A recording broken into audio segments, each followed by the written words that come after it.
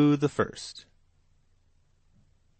Miles Hendon hurried along toward the Southwark end of the bridge, keeping a sharp lookout for the persons he sought, and hoping and expecting to overtake them presently. He was disappointed in this, however. By asking questions, he was enabled to track them part of the way through Southwark. Then all traces ceased, and he was perplexed as to how to proceed.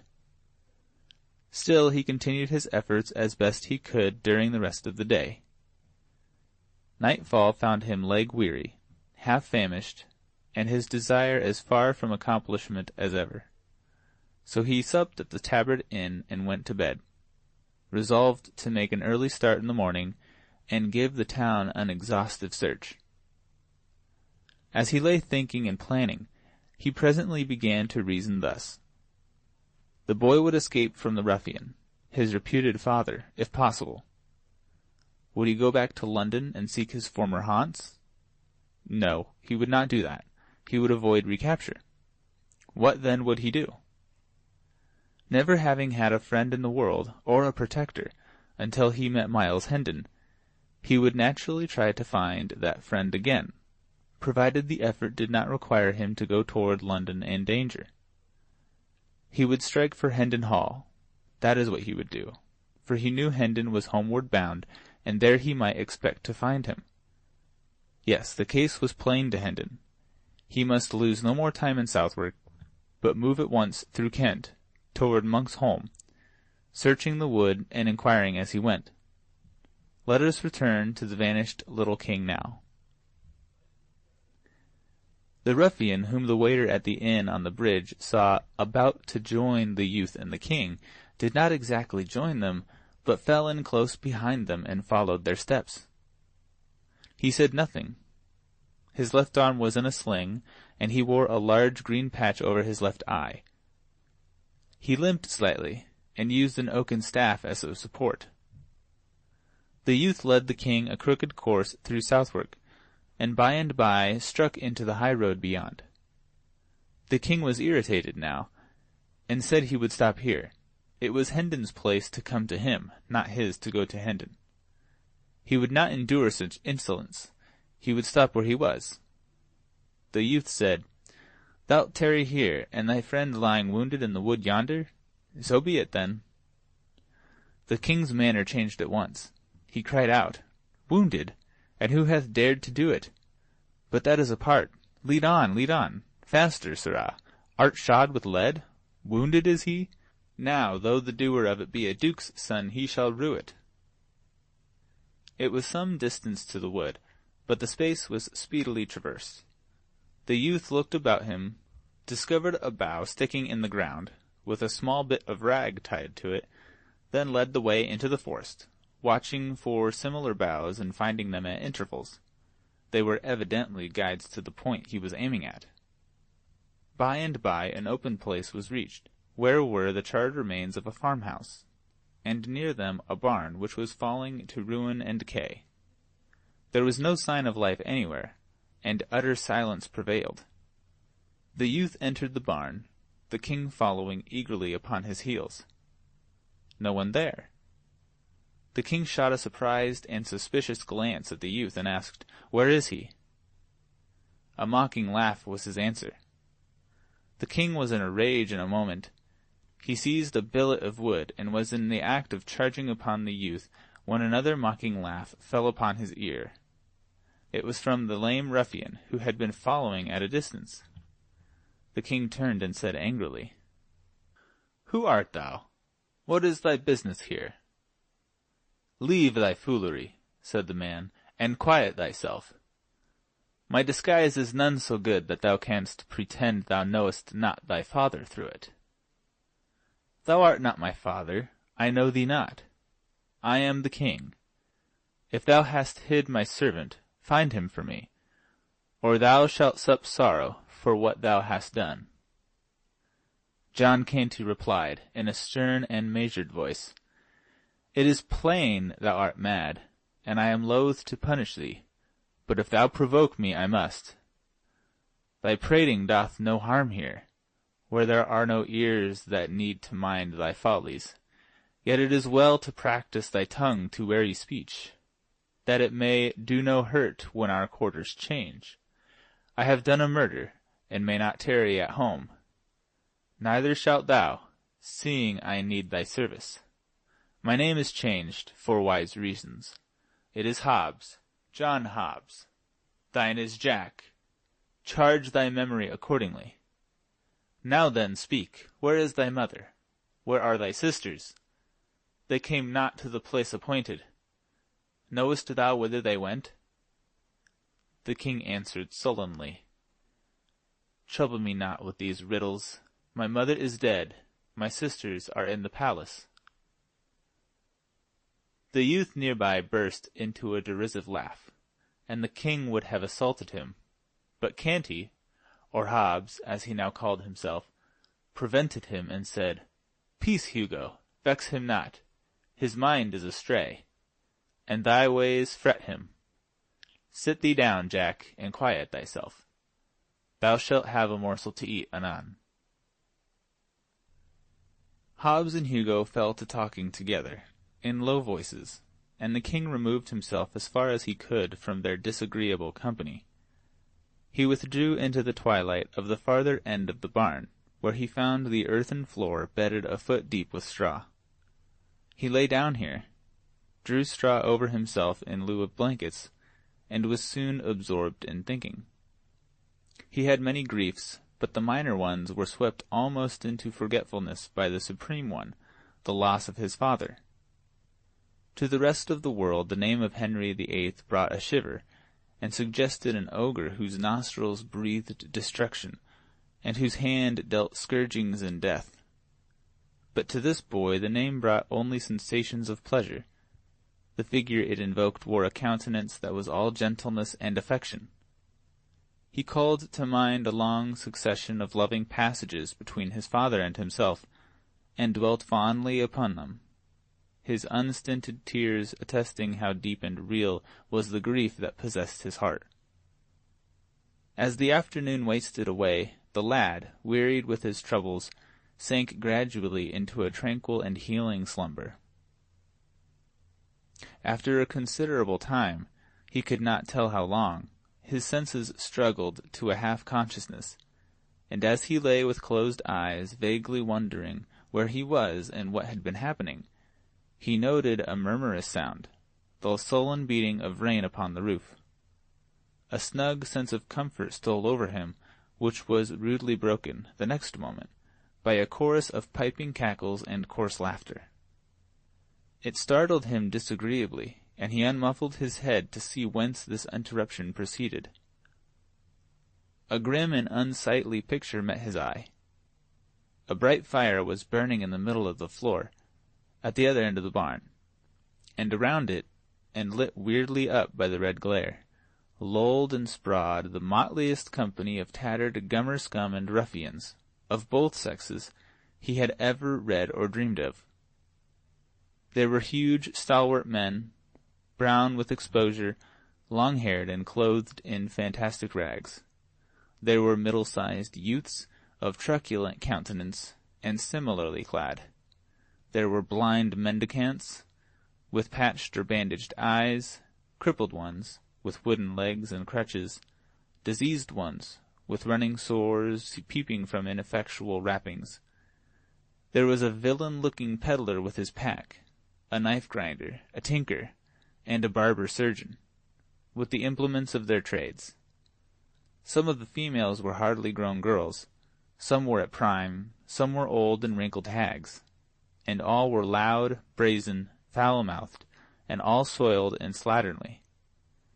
There were 3 sore-faced babies. There were a couple of starveling curs, with strings about their necks, whose office was to lead the blind. The night was come. The gang had just finished feasting. An orgy was beginning. The can of liquor was passed from mouth to mouth. A general cry broke forth. A song from the Bat and Dick and Dot and Go One. One of the blind men got up and made ready by casting aside the patches that sheltered his excellent eyes, and the pathetic placard which recited the cause of his calamity. Dot and Go One disencumbered himself from his timber leg and took his place, upon sound and healthy limbs, beside his fellow rascal. Then they roared out a rollicking ditty, and were reinforced by the whole crew at the end of each stanza in a rousing chorus.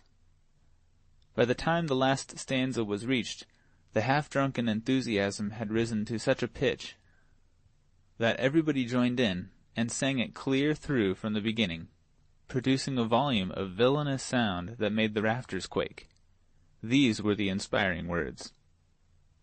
Bein darkmans then, Bousmorton ken, the bein coves bings awast, on shots to trine by Rome coves dine, for his long live at last.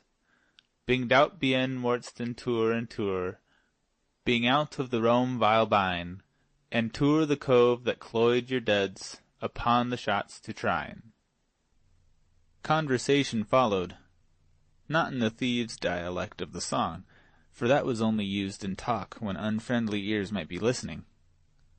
In the course of it, it appeared that John Hobbs was not altogether a new recruit, but had trained in the gang at some former time. His later history was called for, and when he said he had accidentally killed a man, considerable satisfaction was expressed. When he added that the man was a priest, he was roundly applauded, and had to take a drink with everybody. Old acquaintances welcomed him joyously, and new ones were proud to shake him by the hand. He was asked why he had tarried away so many months. He answered, "London is better than the country, and safer, these late years, the laws be so bitter and so diligently enforced. And I had not had the accident, I had stayed there. I had resolved to stay, and never more venture countrywards, but the accident has ended that." He inquired how many persons the gang numbered now. The ruffler or chief answered, 25 sturdy budges, bulks, files, clapperdodgins, and monders, counting the dells and doxies and other morts. Most are here, the rest are wandering eastward along the winter lay. We follow at dawn. I do not see the wen among the honest folk about me. Where may he be? Poor lad, his diet is brimstone now, and over hot for a delicate taste. He was killed in a brawl, somewhere about midsummer. I sorrow to hear that. The wen was a capable man, and brave. That was he, truly. Black Bess, his dell, is of us yet, but absent on the eastward tramp. A fine lass, of nice ways and orderly conduct, none ever seeing her drunk above 4 days in the 7.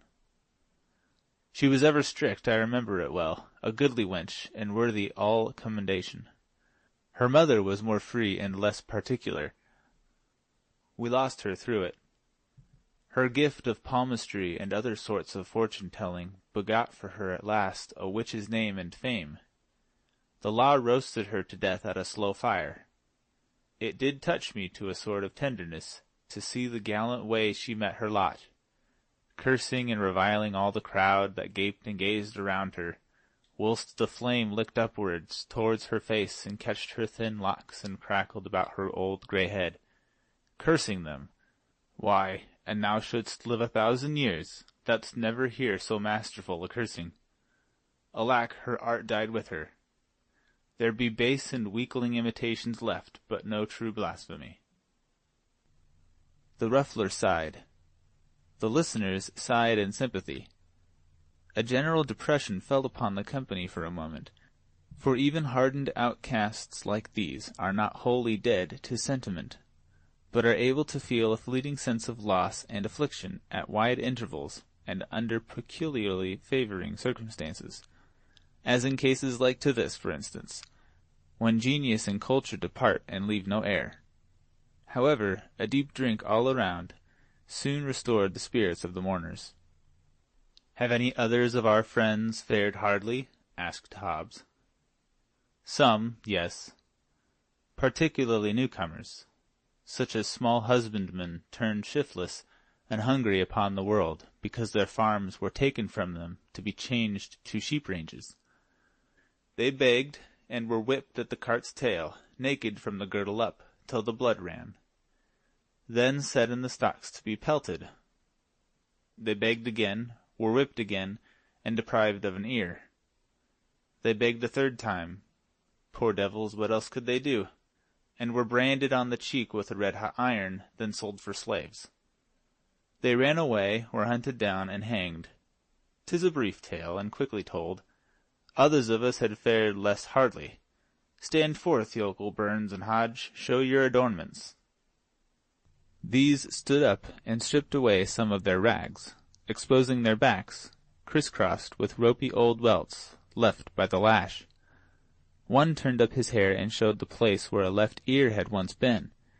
Another showed a brand upon his shoulder, the letter V, and a mutilated ear.